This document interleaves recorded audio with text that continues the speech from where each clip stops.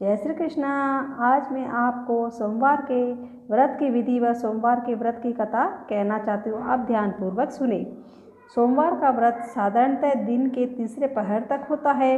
व्रत में फलाहार या पारायण का कोई खास नियम नहीं है, किंतु ये अवश्य है कि दिन में या रात में केवल एक समय ही भोजन करें। सोमवार के व्रत में शिवजी पार्वती जी का पूजन करना चाहिए। सोमवार के व्रत 3 प्रकार के हैं: साधारण सोमवार, सौम्य प्रदोष और 16 सोमवार विधि। तीनों की एक जैसी ही है। शिव पूजन के पश्चात कथा सुननी चाहिए। व्रत कथा, प्रदोष व्रत कथा तथा 16 सोमवार व्रत कथा तीनों अलग अलग है। जो मैं आपको सोमवार के व्रत की कथा सुनाती हूँ, ध्यानपूर्वक सुने। एक नगर में बहुत धनवान साहूकार रहता था। उसके घर में पुत्र नहीं था। वह इसी चिंता में दिन रात दुखी रहता था। पुत्र की कामना के लिए वह प्रत्येक सोमवार शिवजी का व्रत व पूजन किया करता था।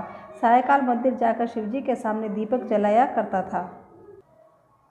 उसके इस भक्तिभाव को देखकर एक समय माता पार्वती ने शिवजी महाराज से कहा कि महाराज, यह साहूकार आपका अन्य भक्त है, सदैव आपका व्रत व पूजन बड़ी श्रद्धा के साथ करता है, आपको इसकी मनोकामना पूर्ण करनी चाहिए। शिवजी ने कहा कि हे पार्वती, यह संसार कर्म क्षेत्र है। किसान खेत में जैसा बीज बोता है वैसा ही फसल काटता है। उसी तरह मनुष्य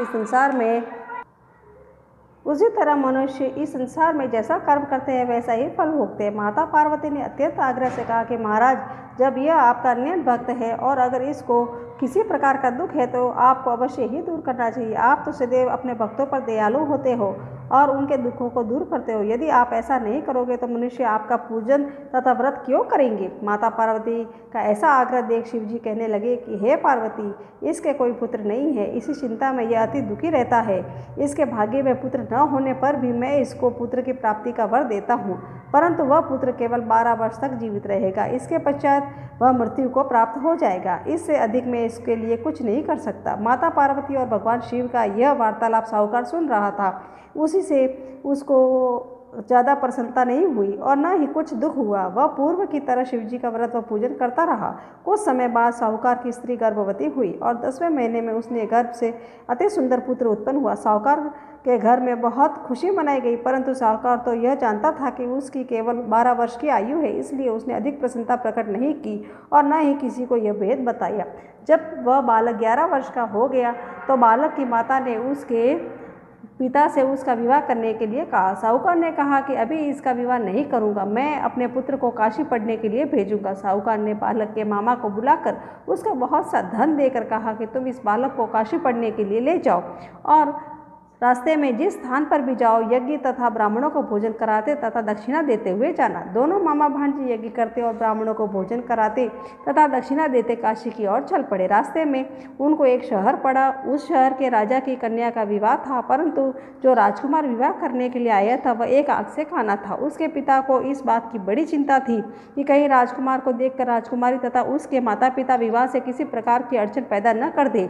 जब उसने अति सुंदर सेठ के लड़के को देखा तो मन में विचार किया कि क्यों न द्वारचार के समय इस लड़के के से वर का काम चलाया जाए। ऐसा मन में विचार कर राजकुमार के पिता ने उस लड़के को और उसके मामा से बात की, तब वे राजी हो गए। फिर वह साहूकार के लड़के को वर के कपड़े पहनाकर तथा घोड़ी पर बिठाकर कन्या के द्वार पर ले गए। सभी कार्य प्रसन्नता से पूर्ण हो गया। राजकुमार के पिता ने सोचा कि यदि विवाह कार्य भी इसी लड़के से करा लिया जाए तो क्या बुराई है। ऐसा विचार कर लड़के और उसके मामा ने कहा, यदि आप फेरों तथा कन्यादान के काम को भी करा लो तो आपकी बड़ी कृपा होगी। मैं इसके बदले में आपको बहुत सारा धन दूंगा। दोनों ने इसे सहर्ष ही स्वीकार कर लिया और विवाह कार्य भी बहुत अच्छी तरह से संपन्न हो गया। सेठ का पुत्र जिस समय जाने लगा तो उसने राजकुमारी के चुंदड़ी के पल्ले पर लिख दिया, तेरा विवाह मेरे साथ हुआ है, परंतु जिस राजकुमार के साथ तुमको भेजेंगे वह एक आग से काना है। मैं काशी पढ़ने जा रहा हूँ। सेठ के लड़के के जाने के पश्चात राजकुमारी ने जब अपनी चुंदड़ी पर ऐसा लिखा हुआ पाया तो उसने कान्हे राजकुमार के साथ जाने से मना कर दिया। उसने अपने माता पिता को सारी बात बता दी और कहा कि यह मेरा पति नहीं है, मेरा विवाह इसके साथ नहीं हुआ है। जिसके साथ मेरा विवाह हुआ है वह तो काशी जी पढ़ने गया है। राजकुमारी के माता पिता ने अपनी कन्या को विदा नहीं किया और भारत वापस चले गए। उधर सेठ का लड़का और उसका मामा काशी पहुँच गए और वहाँ जाकर उन्होंने यज्ञ करना और लड़के ने पढ़ना शुरू कर दिया। जिस दिन लड़के की आयु 12 वर्ष की हुई तो उस दिन उन्होंने यज्ञ रचा था। लड़के के मामा ने कहा कि मामा जी, आज मेरी तबीयत कुछ ठीक नहीं है। मामा ने कहा कि अंदर जाकर सो जाओ। लड़का अंदर जाकर सो गया। थोड़ी देर में उसके प्राण निकल गए। जब उसके मामा ने आकर देखा कि उसका भांजा मृत पड़ा है तो उसको बहुत दुख हुआ। उसने सोचा कि अगर मैं अभी से रोना पीटना मचा दूंगा तो यज्ञ का कार्य अधूरा रह जाएगा। अतः उसने जल्दी से यज्ञ का कार्य समाप्त कराकर ब्राह्मणों को जाने के बाद रोना पीटना शुरू कर दिया। संयोगवश उसी समय शिव पार्वती उधर से जा रहे थे। जब उन्होंने जोर जोर से रोने की आवाज़ सुनी तो पार्वती कहने लगी कि महाराज, कोई दुखिया रो रहा है, इसके कष्ट दूर कीजिए। जब शिव पार्वती वहाँ पहुँचे तो उन्होंने पाया कि वहाँ एक लड़का मृत पड़ा था। माता पार्वती कहने लगी कि महाराज, यह तो उसी सेठ का लड़का है जो आपने वरदान से उत्पन्न हुआ था। शिवजी ने कहा कि हे पार्वती, उसकी आयु इतनी ही थी, वह भोग चुका है।